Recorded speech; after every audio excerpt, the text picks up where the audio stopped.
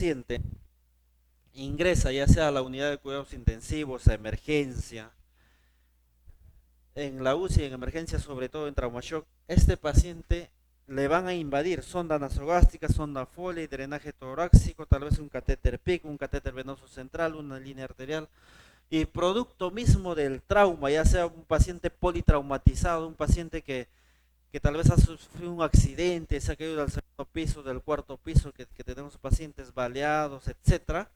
Estos pacientes van a estar sometidos a un estrés físico, tanto por los procedimientos que se le realizan en la UCI y tanto por la patología ya en sí del paciente y a un estrés psicológico. Si el paciente está despierto, medio somnoliento, dolor, depresión, disconfort, todo esto se tiene que calmar, se tiene que administrar medicamentos al paciente, analgésicos y sedantes, ¿ya? Esos dos medicamentos. Entonces, para entender un poquito, vamos a definir términos. Yo les recomiendo que se graben estas partecitas. ¿Por qué? Estos términos, perdón. Anestesia es la pérdida de sensibilidad, así clave, pérdida de sensibilidad, sin sensibilidad. Tenemos anestésicos regionales, generales, locales, ¿no? Anestesia regional o local, por ejemplo, cuando te van a hacer una sutura, pierden la sensibilidad al dolor y pueden ahí suturar, ¿no?, con facilidad. Analgesia, ojo con analgesia, es la eliminación de la sensación del dolor. Quédense con ese concepto, analgesia, sin dolor, ¿ya? Sin dolor. Hipnosis. Cuando hablamos de hipnosis, no estamos hablando de esos señores que te ponen la moneda y que te hacen, ¿no?, llevar. No, eso no es hipnosis. Hipnosis es la inducción al sueño, ¿ya? Inducción al sueño. Disminuir el estado de conciencia. Y más adelante yo voy a hablar de hipnosis, de sedación, anestesia. Ojo con los términos, ¿ah? Igual que antes del teorema de Kelly-Monroe, igualito, ¿ya? Hipnosis es la disminución del estado de conciencia, analgesia es eliminación del dolor y anestesia es la pérdida de la sensibilidad. Sensibilidad es diferente a dolor, ¿eh? Ojo.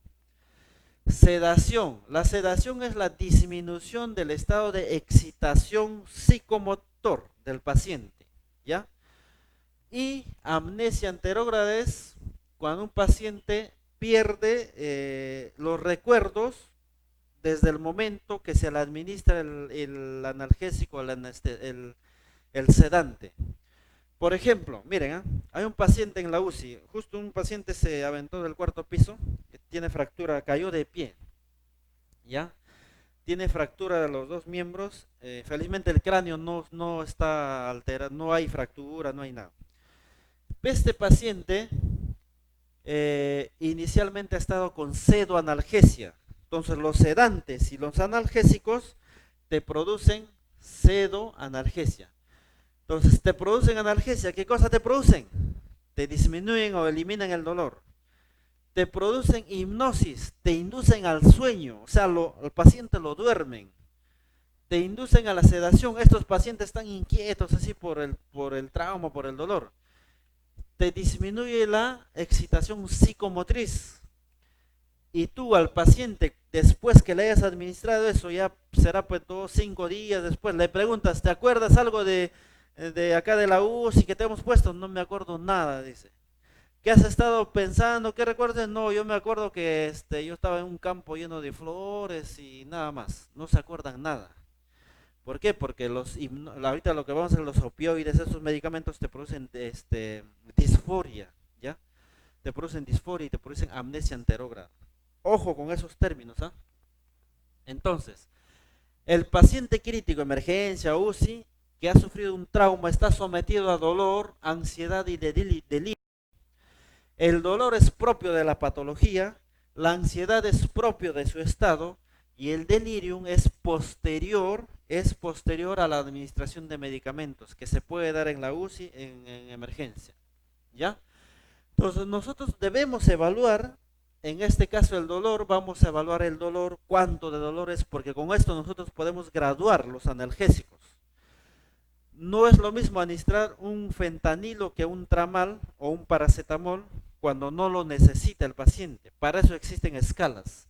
Vamos a ver, la ansiedad, vamos a evaluar la escala de RAS y el delirio con la escala CAMI, ¿ya? Entonces, en un paciente que está en esa situación de trauma, nosotros tenemos que conseguir una sedación óptima. No debemos llevarlo a una subsedación, o sea, darle un poquito de sedante que el paciente se puede sacar los tubos, se puede sacar el catéter, se puede caer de la cama, se puede romper los pulsioxímetros. No debemos dejar esto, que el paciente esté bien agitado. No a la subsedación, la sobresedación tampoco. Al paciente no debemos plancharlo, como decimos, completamente. Tiene que estar en una zona de comodidad. Y esto de acá es acción de enfermería, porque nosotros tenemos que subir o bajar los sedantes y analgésicos. Ya nosotros subimos y bajamos. El objetivo, el paciente tiene que estar cómodo, tranquilo, ¿ya? Tenemos que controlar el dolor, la sedación, el delirio, etcétera. Entonces, esto de acá, acuérdense, la pseudoanalgesia como tratamiento solamente se da en 4 casos. Solamente en 4 casos tenemos que sedarlo completamente al paciente. En la hipertensión endocrinal en un paciente con T que ya hemos visto, en este paciente tiene que estar completamente sedado. Cualquier estímulo doloroso, cualquier estímulo de agitación, el paciente que está con hipertensión endocrinal le aumenta la PIC y hay daño neurológico. Este paciente tiene que estar bien sedado, RAS -4, -5. En un síndrome de estrés respiratorio, cuando el pulmón está recontra dañado, o sea, el pulmón está blanco, y si está conectado a ventilador mecánico, si el paciente desacopla, ahí hay mayor daño pulmonar. En este caso también el paciente tiene que estar bien sedado. Y en estatus epiléptico, cuando es una situación ya clínica, cuando el paciente está convulsiona y ningún medicamento le hace efecto, ahí tenemos que sedarlo, analgesia ya completa. Y en caso de hipotermia inducida, pacientes que se caen a un glaciar, ¿no? En el hielo, etcétera, pero eso no creo que ocurra acá. En estas 4 situaciones, el paciente tiene que estar bien sedado. En el resto de situaciones, no es necesario sedarlo. El paciente tiene que estar calmo, cooperativo, tranquilo. Por eso tenemos que subir y bajar los sedantes, ¿ya? Dolor es una experiencia sensorial. O sea, el dolor es una experiencia, es un mecanismo de defensa del cuerpo. Porque imagínense que ustedes pisan un clavo, inmediatamente retiran la pierna. Imagínense que no tuvieran esa sensación dolorosa, pisan el clavo y atraviesa toda la pierna, ¿no? El dolor es un mecanismo que te alerta en un daño.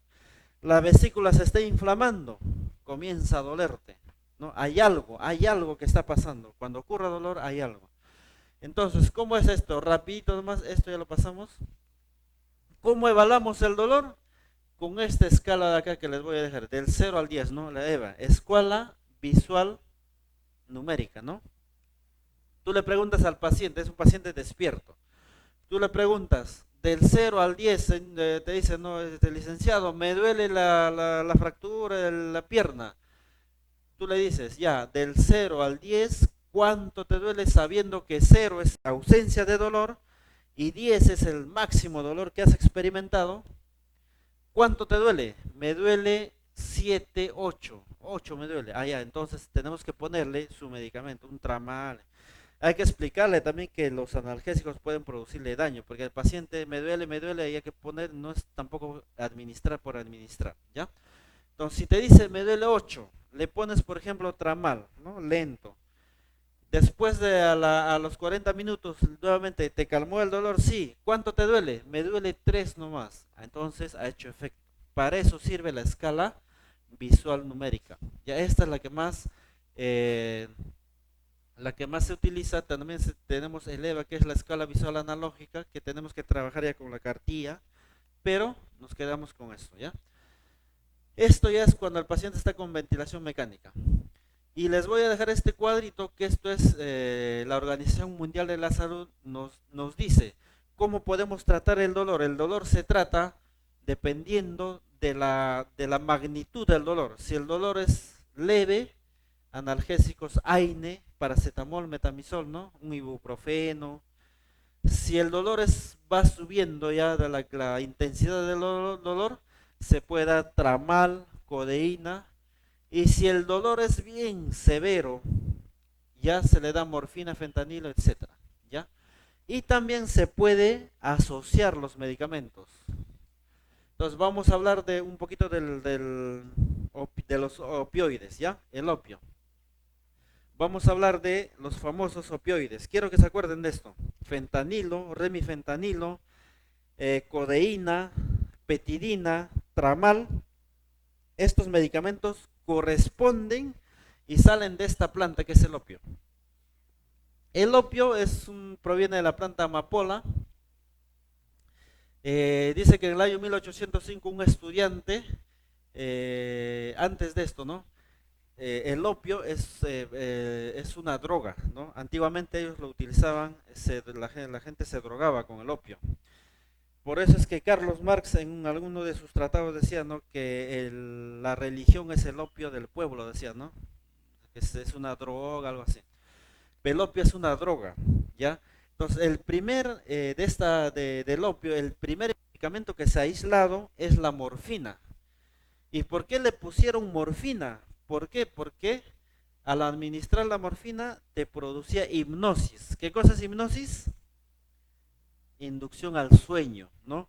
¿Y quién es el dios de los sueños? Es Morfeo.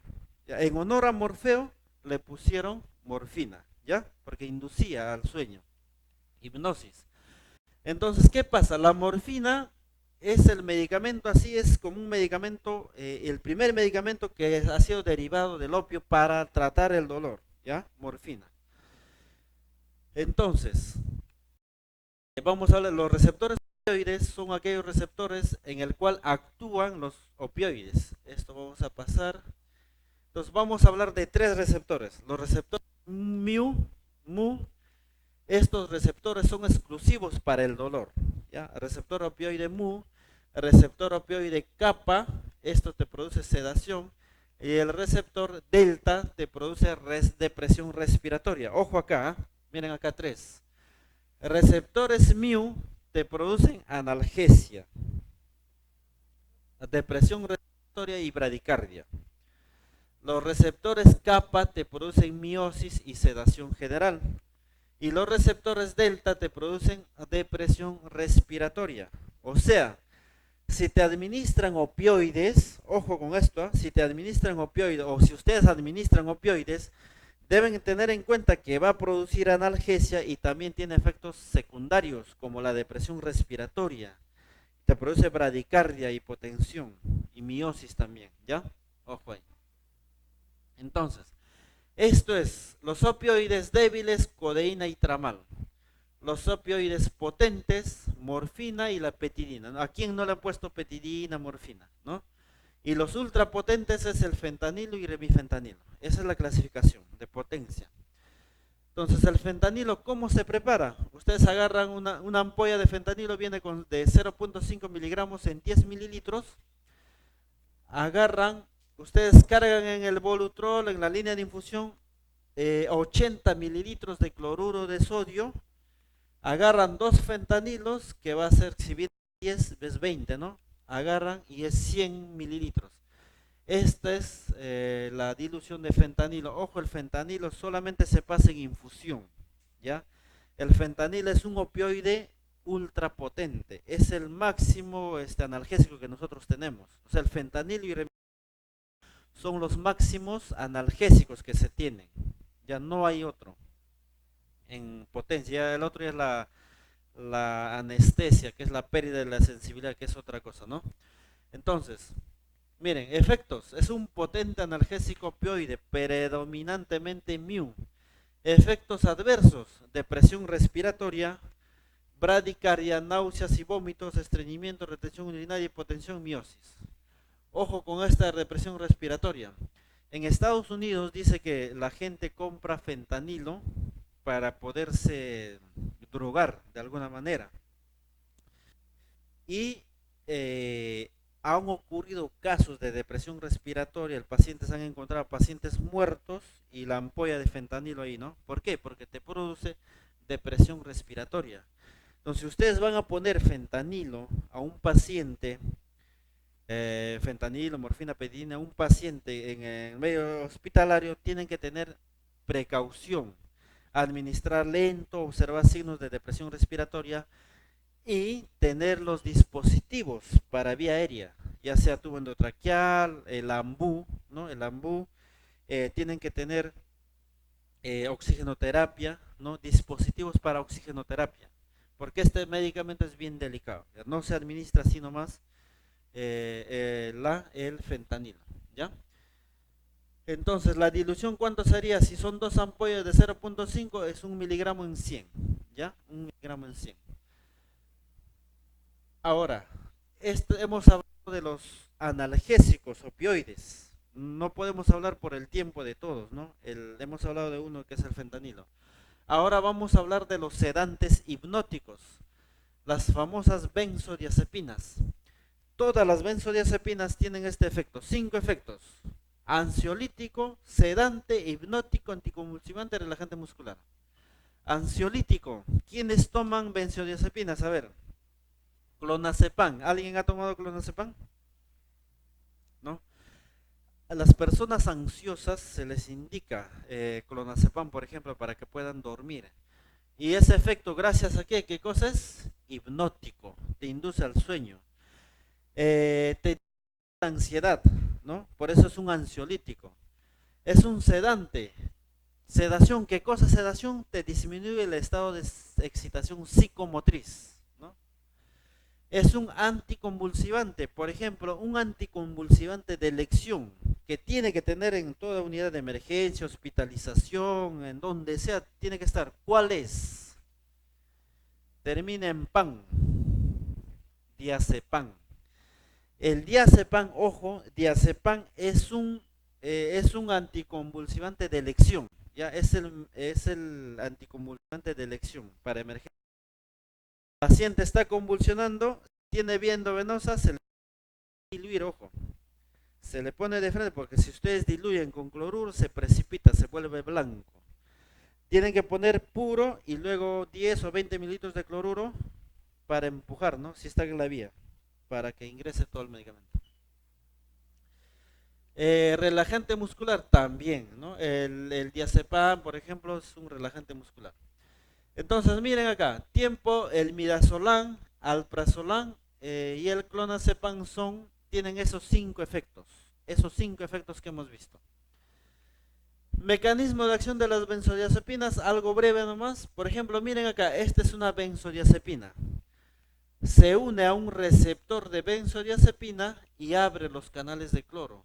Sabemos que el cloro tiene carga negativa y sabemos que la membrana afuera es positivo y acá es negativo. Y si ingresa más carga negativo, esto se hace más negativo y a ese fenómeno se llama hiperpolarización. Se hiperpolariza y se hace menos excitable. Se hace más negativo, por eso es que el paciente tiene tendencia al sueño, hipnosis, al paciente tiene tendencia a la sedación, se disminuye el estado de excitación psicomotriz, el paciente se relaja, el paciente, el tratamiento de las convulsiones, ¿no? Y uno más, ¿qué me falta? A ver, vamos a recordar 5 funciones de las benzodiazepinas: ansiolítico, anticonvulsivante, sedante, hipnótico y relajante muscular. Muy bien. Acuérdense de esos 5. Son 5 funciones, todas las benzodiazepinas, ¿no? ¿Cuáles son las benzodiazepinas? Midazolam, alprazolam, clonazepam, diazepam, etcétera. Todos los panes. ¿Cómo se prepara el midazolam en infusión? Hay ampollas de 50 miligramos en 10, hay ampollas de 5 miligramos en 5, hay ampollas de 15 en 3. Tú cargas un frasco de cloruro, 80 mililitros de cloruro, y si por ejemplo la presentación es de 50 miligramos, en 10 agarras 2 midazolam y ya tendrías 20 mililitros. 80 más 20, 100 mililitros. Entonces la concentración sería 100 miligramos en 100 mililitros. También se puede preparar 50 miligramos en 100 mililitros, ¿ya? Depende. Pero la dosis puede pasar en infusión 5, 6, 7, 10, 15, 20 mililitros por hora, por bomba de infusión, ¿ya? Efectos, hipnótico. ¿Qué cosa es la hipnosis? Inducción al sueño. Sedante, ¿qué cosa es sedante? Relaja, ¿no? Relaja, o sea, disminuye el estado de excitación psicomotriz. Amnesia anterógrada. Tú le preguntas al paciente, ¿te acuerdas lo que ha pasado? No, no me acuerdo, más o menos me acuerdo. Anticonvulsivante, ¿ya? Efectos adversos. Disminuye la presión arterial, depresión respiratoria, ojo también a midazolam y desarrollo de tolerancia. O sea, significa que hoy día le has puesto 5 hasta 10 mililitros por hora en bomba de difusión y el día siguiente el paciente comienza a agitarse, ¿qué pasa? No le hace efecto, hay que subirle la dosis, ¿no? Ha hecho tolerancia, o sea, necesitas más dosis para obtener el mismo objetivo de sedación, ¿ya? Propofol. Propofol le dicen la leche del anestesiólogo, ¿no? El propofol también es una benzodiazepina que se puede administrar en bolo, en infusión, ¿ya? ¿Qué es lo que pasa? Está riendo. ¿Ya? ¿Qué es lo que pasa? El propofol es de naturaleza grasa, ya es grasita. Y no se tiene que diluir con ningún cloruro de dextrosa, ya no se diluye. Es un sedante hipnótico, te duerme y te seda. Ahora, el propofol tiene ventajas en relación al midazolam, porque los dos son sedantes hipnóticos, ¿ya? El propofol tiene la ventaja de que tú administras propofol, a los 2 minutos el paciente está despierto como si nada hubiera pasado.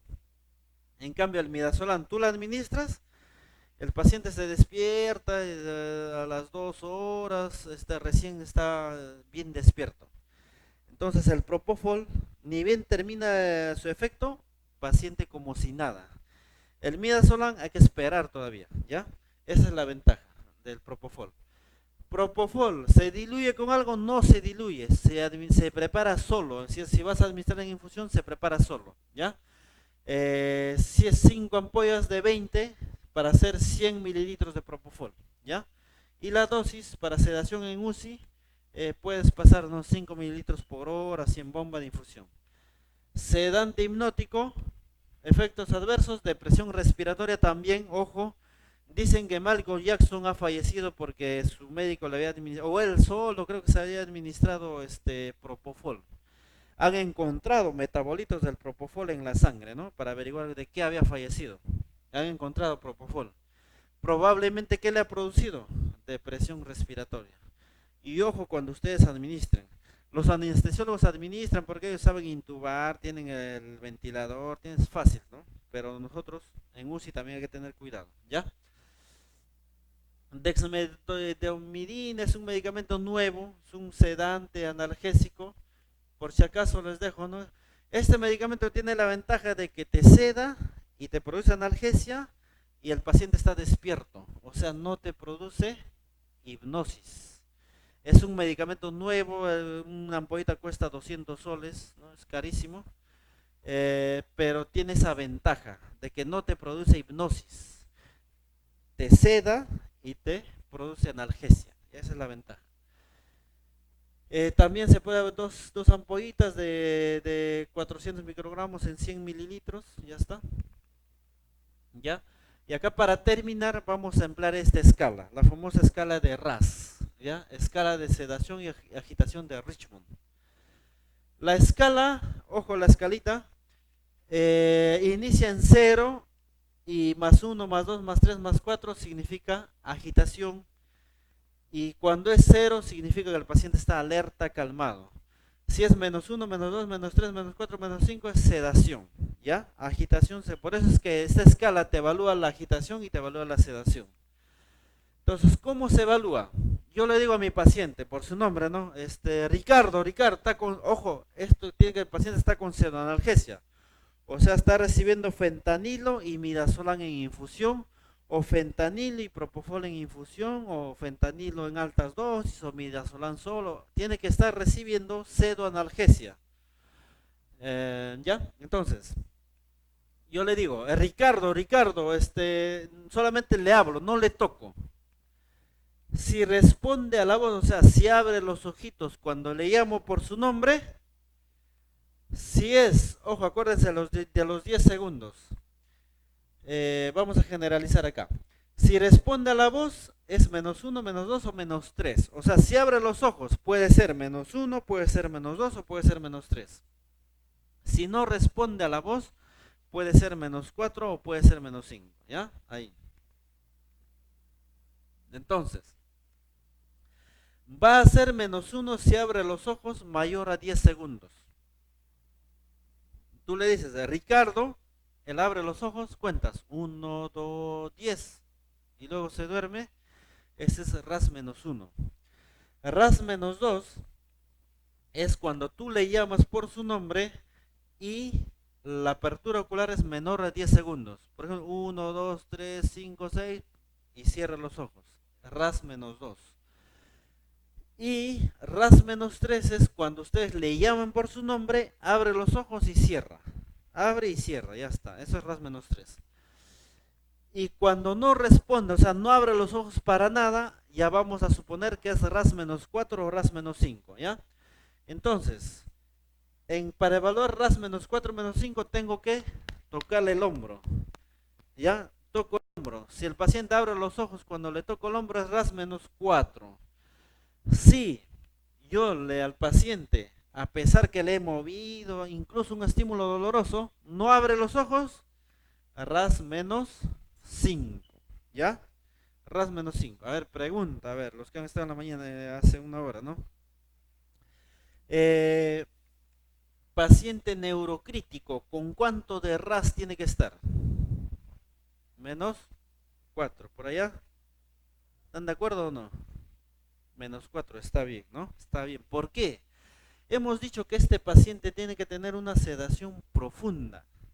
Este paciente que está con un traumatismo encefalocraneano, ha habido un trauma en el cráneo y nosotros queremos proteger el cerebro, por eso se llama neuroprotección. Tenemos que administrar sedación y analgesia.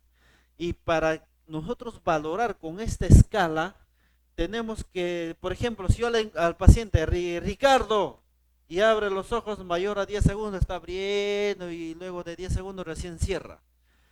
Ese paciente neurocrítico, ¿qué tengo que hacer ahí?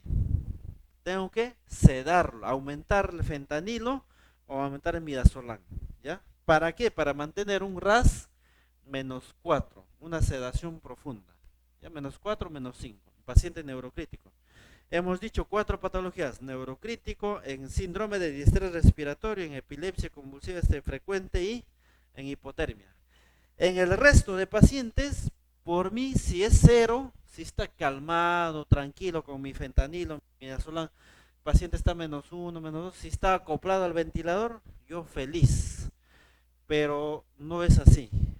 Generalmente, en la mayoría de casos, lo mantenemos en -3, ¿ya? Porque desacopla con el ventilador le da 1, el paciente está que se agita, entonces tenemos que aumentar el fentanilo, midazolam, para mantener un RAS -3. El objetivo es que esté calmadito, ¿ya? Aumentar el fentanilo, bajar la sedación, así. Se juega con los medicamentos. Eso se llama titulación. Y para la agitación es +1, +2, +3, +4, inquieto, agitado, muy agitado, combativo. La clave de esto es el +4. Combativo es cuando te quiere golpear, se quiere dañar él o al personal está pateando la cama, ese es +4. +3 es agresivo, se quiere arrancar el tubo, estaba así, se quiere arrancar los catéteres. +2 lucha con el ventilador. Y +1 es ansioso, pero no hay movimientos agresivos vigorosos. Aquí, ¿qué se administra?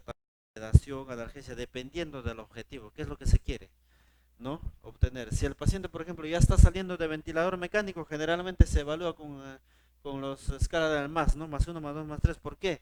Porque aquí ya se administran antipsicóticos, se administran las benzodiazepinas ya, pero vía oral, clonazepam, lorazepam se puede administrar, y antipsicóticos, como el haloperidol, por ejemplo, ¿no? Paciente agitado. Es que toda la vida no va a estar con el tubo, con el ventilador mecánico. Tiene que salir del ventilador mecánico. Pero el efecto adverso de las benzodiazepinas es que te genera delirium. Y el delirium, el paciente no entiende nada, se quita los tubos, se jala, entonces hay que tenerlo amarrado y administrarle el medicamento. ¿Ya? Bueno, eso sería todo. Gracias. Si es que hay alguna pregunta, damos calma. Acá hay una pregunta, licenciado. Ya.